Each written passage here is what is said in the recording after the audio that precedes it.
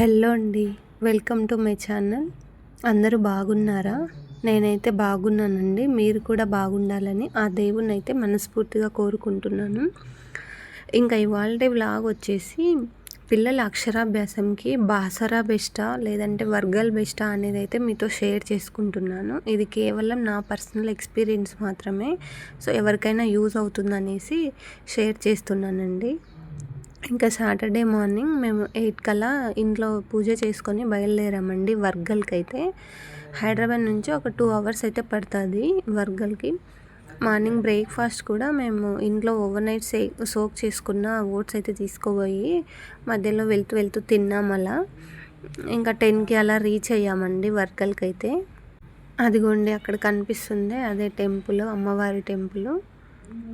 ఇక్కడ వెంకటేశ్వర స్వామి, అలాగే సుబ్రహ్మణ్య స్వామి, వినాయకుడు, అమ్మవారి టెంపుల్స్ అన్నీ ఇక్కడే ఉంటాయండి.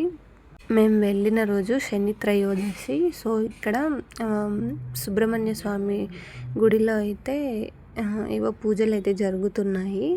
ఇంకా గుడి దగ్గరికి రాకనే ఇలా అక్షరాభ్యాసం కిట్ అయితే కిందనే సేల్ చేస్తుంటారు. అక్కడే తీసుకున్నాము కొబ్బరికాయలు, పూలదండ అన్నీ.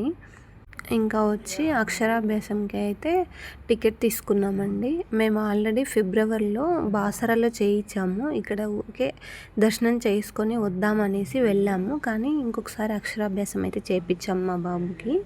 400 రూపీస్ అయితే ఛార్జ్ చేశారంట ఇక్కడ అక్షరాభ్యాసం టికెట్కి. ఇక్కడ కూడా బ్యాచెస్ వైజ్ అక్షరాభ్యాసం అయితే చేస్తున్నారండి. ఒక బ్యాచ్ అయిపోతానే మొత్తం అదంతా క్లీన్ చేసి ఇంకొక బ్యాచ్ని తీసుకొని చేపిస్తున్నారు. ఇక్కడ అక్షరాభ్యాసం అయితే ఎలా అంటే బ్యాచెస్ ఉన్నారు కదా, ఏదో చేపించామంటే చేపించాము అన్నలాగా కాకుండా చాలా బాగా అయితే చేపించారండి.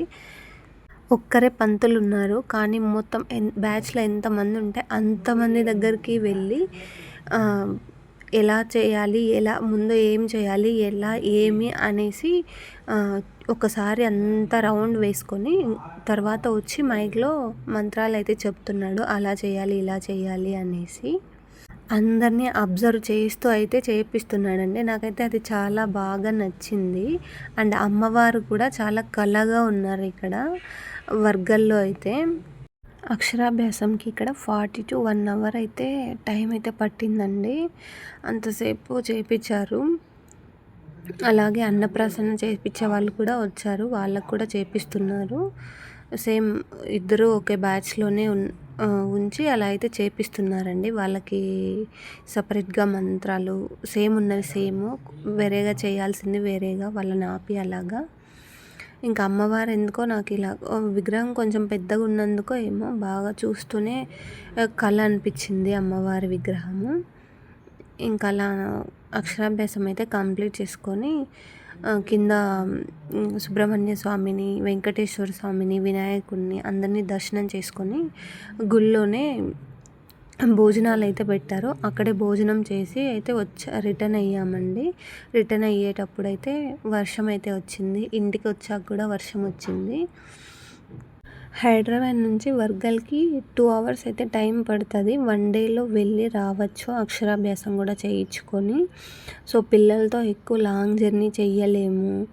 1 డేలోనే టైం ఎక్కువ లేని వాళ్ళు 1 డేలో వెళ్ళి రావాలి అనుకుంటే వర్గల్ అయితే బాగానే ఉంటుందండి. వెళ్ళి అక్షరాభ్యాసం చేయించుకొని రావడానికి. అండ్ ఎక్కువ జర్నీ అని కూడా అనిపించదు, వెళ్ళినట్టు కూడా లేదు నాకైతే. క్లైమేట్ కూడా అంతే బాగుంది. మేము వెళ్ళిన రోజు వర్షం పడుతూ ఉన్నింది. నైట్ వెళ్ళే ముందు రోజు నైట్ కూడా వర్షం పడింది. సో అందుకు అలా అనిపించిందేమో మరి. సో ఎవరైనా 1 డేలో వెళ్ళి రిటర్న్ రావాలి అనుకున్న వాళ్ళకు వర్గల్ బెస్ట్ అని అయితే చెప్తాను నేను. అక్షరాభ్యాసం కూడా బాగా చేయించారు అని అయితే నాకు అనిపించింది. నాకు నచ్చిందండి ఎందుకో మరి. ఇంకా బాసరా విషయానికి వస్తే బాసరా 5 to 6 అవర్స్ జర్నీ అయితే ఉంటుంది హైదరాబాద్ నుంచి.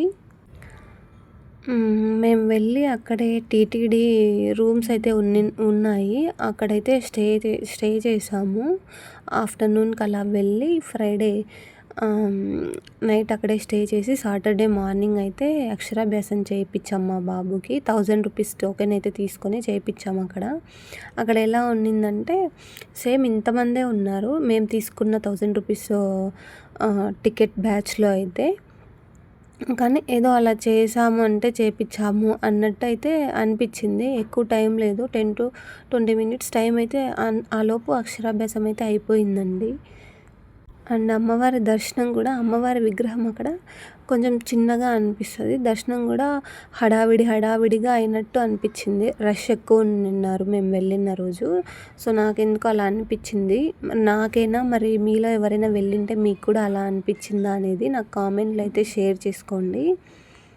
అండ్ మేము వెళ్ళిన రోజు ఈవినింగ్ అయితే గంగా హారతికి అయితే వెళ్ళాము అక్కడ గంగా నది దగ్గరికి. ఇంకా అన్నీ బాగున్నాయి కానీ నాకు ఎందుకో అక్షరాభ్యాసం ఒకటే నచ్చట్లేదు అక్కడ. ఏదో చేపించామన్నట్లు చేపించారు పంతులు వాళ్ళైతే. బాసరలో అయితే 2 పంతులు అయితే ఉన్నారు. 2 పంతులు చేపిస్తున్నారు 1000 రూపీస్ టోకెన్ దాంట్లో. ఇంకా 100 రూపీస్ది అయితే నాకు తెలియదండి. ఇన్కేస్ ఎవరైనా బాసరాలో చేయించాలి అనుకున్న వాళ్ళైతే ఫ్రూట్స్ ఇవైతే ఇక్కడ నుంచే క్యారీ చేయండి మీరు వెళ్ళే దగ్గర నుంచి. అక్కడ టూ మచ్ కాస్ట్ అయితే అమ్ముతున్నారండి. అండ్ బయట ఎక్కడ కూడా ఫ్రూట్స్ అయితే అమ్మట్లేదు. ఓన్లీ టెంపుల్ దగ్గర టోకెన్స్ ఇస్తారు కదా, అక్కడ మాత్రమే ఫ్రూట్స్ అవైలబుల్గా ఉన్నాయి. సో 200 రూపీస్ అయితే ఛార్జ్ చేశారు మాకు. ఒక చిన్న బాస్కెట్లో ఒక 3 బనానాస్, 2 ఆరెంజెస్, ఒక మ్యాంగోనో ఏదో ఇచ్చారు, నాకు అంత ఐడియా లేదు. అంతే అండి, అవి మాత్రమే 200 రూపీస్ ఛార్జ్ చేశారు. ఒక బాస్కెట్లో అయితే వేసి ఇచ్చారు. అండ్ అలాగే బియ్యం ఇవన్నీ కూడా అక్కడే దొరుకుతాయి మనం ఇవ్వాలి అనుకుంటే అమ్మవారికి. నేనైతే ఇచ్చానండి. నాకు మొత్తం స్లేట్స్, బియ్యము, ఇంకా పెన్స్ ఇవి కొన్ని తీసుకున్న అన్నీ ఒక 600 రూపీస్ 1000 ఏమో అయింది. నాకు అంత గుర్తులేదు, వెళ్ళి 4-5 మంత్స్ అవుతుంది కదా. అండ్ టీటీడీ గదుల్లో కూడా 1000 రూపీస్ ఏమో పర్ డే. ఏసీ రూమ్స్కి, నాన్ ఏసీకి అయితే ఇంకా తక్కువే ఉంటుంది. మేము వెళ్ళినప్పుడు కొంచెం రూమ్స్ అయితే బాగానే దొరికాయి. అండ్ జర్నీ కూడా టైం ఎక్కువ తీసుకుంటుంది. 2 డేస్ అయితే పడుతుందండి వెళ్ళి అక్షరాభ్యాసం చేయించుకొని దర్శనం చేసుకొని వచ్చేలోపు.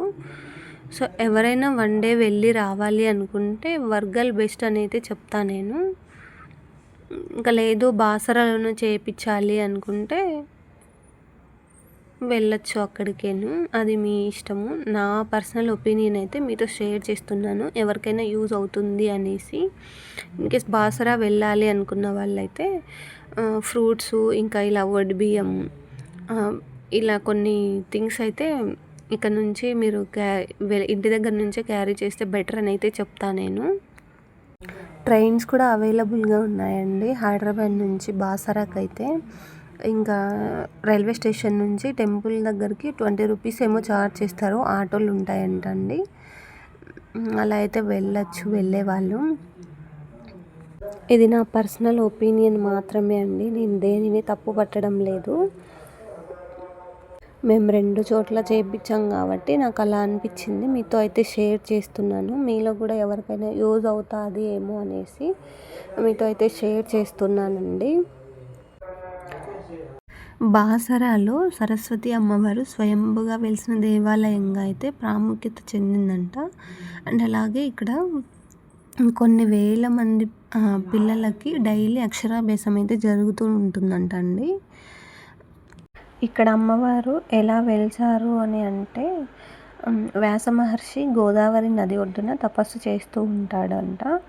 అప్పుడు దేవతామూర్తి వ్యాస మహర్షికి కనపడిచ్చి 3 దేవతామూర్తులని నిర్మించమని చెప్తారంట. సో అందుకు గోదావరి నదిలోంచి 3 గుప్పెళ్ళ ఇసుకను తీసుకొచ్చి 3 దేవతామూర్తులను అయితే నిర్మించి పూజ చేస్తాడంట పసుపుతోటి వ్యాస మహర్షి. సో మహాలక్ష్మీదేవి, సరస్వతీదేవి, కాళీమాతగా అయితే చెప్పుకుంటారంట. ఆ పసుపుతో పూజించాడు కాబట్టి ఆ పసుపుని కొంచెం తిన్నా కానీ విజ్ఞానము, మంచి ఆరోగ్యము అన్నీ ఉంటాయని అయితే నమ్ముతూ ఉంటారు. అక్కడికి వెళ్ళినా కూడా మనకు పసుపు అయితే ఇస్తారండి సరస్వతి టెంపుల్లో. సో అలా అయితే అమ్మవారిని అయితే పూజలు అందుకుంటున్నారంట సరస్వతి మాతగా. ఇది నాకు తెలిసింది, నేను మీతో షేర్ చేస్తున్నాను. అండ్ వర్గల్లో అమ్మవారిని అయితే కాశీ తర్వాత అంతటి ప్రసిద్ధిగాంచిన విగ్రహంగా అయితే చెప్పుకుంటారంట వర్గల్లో ఉన్న శ్రీ విద్యా సరస్వతి దేవిని అయితే. ఈ రెండిటిలో ఏది బెస్ట్ అనేది అంటే మనకున్న టైంని బట్టి కానీ, అలాగే అంత దూరం వెళ్తామా వెళ్ళలేమా అన్న వాళ్ళకి కానీ మీరు ఏది డిసైడ్ అయ్యి వెళ్తారు అంటే దాన్ని చూస్ చేసుకొని వెళ్ళొచ్చండి. నాకైతే అక్షరాభ్యాసంకి అయితే వర్గల్ అయితే బెటర్ అని అనిపిస్తుంది. మంచిగా చేపిస్తున్నారు ఒక్క పంతులు ఉన్నా కూడా అని అయితే అనిపించింది. ఇది నా పర్సనల్ ఒపీనియన్ మాత్రమే అండి. మీలో ఎవరికైనా యూజ్ అవుతుందా అనేసి నేనైతే షేర్ చేస్తున్నాను. సో ఈ వీడియో కనుక మీకు నచ్చినట్లయితే ప్లీజ్ లైక్ చేసి నన్ను సపోర్ట్ చేయండి. అలాగే మన ఛానల్ని సబ్స్క్రైబ్ చేసుకోండి. బాయ్. అండ్ అలాగే స్కూల్స్ ఓపెన్ అయ్యాయి కదా, లంచ్ బాక్స్ రెసిపీస్ కావాలి అంటే మన ఛానల్లో ఉన్నాయి, ఒకసారి చెక్ చేయండి. బాయ్.